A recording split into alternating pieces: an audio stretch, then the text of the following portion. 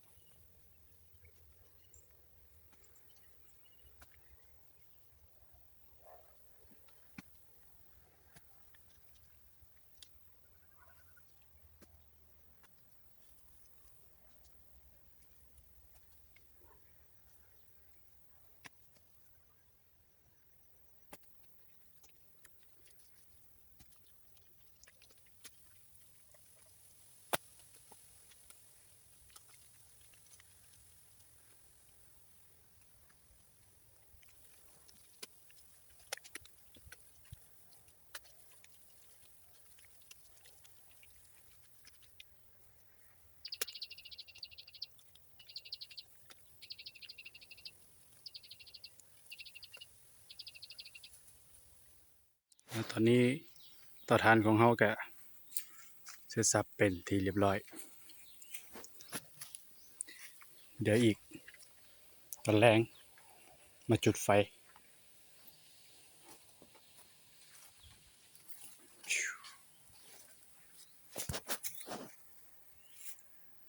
พุ่นแล้วสติงกระดิ่งแมว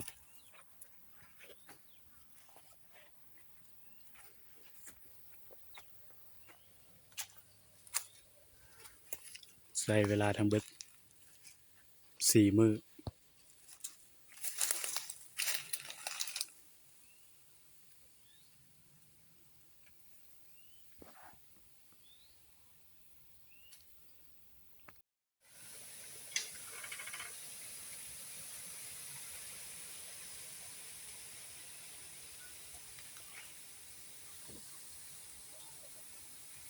เอาแล้วเนาะเตาเผาถ่านเฮามื้อนี้อุ่นเครื่องไว้ก่อนเดี๋ยวมื้ออื่นเฮาค่อยมาเร่งไฟมัน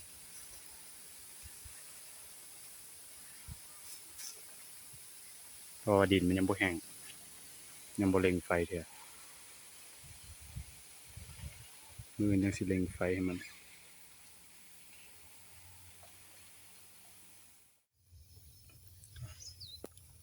นี่เตาเผาถ่านเฮาก็ได้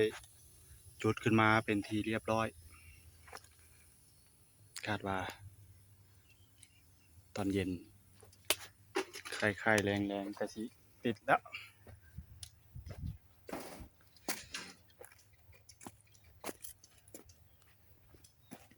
นี่เนี่ยน้ำส้มข้นไหม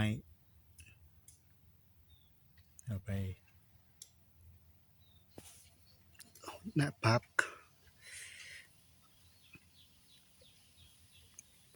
น้ำส้มข้นไหมกำลังห้อง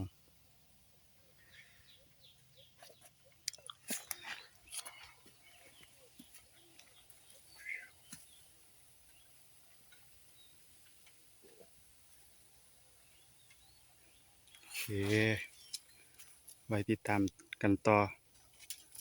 พอมันเป็นทานแล้วมันจะเป็นยังไง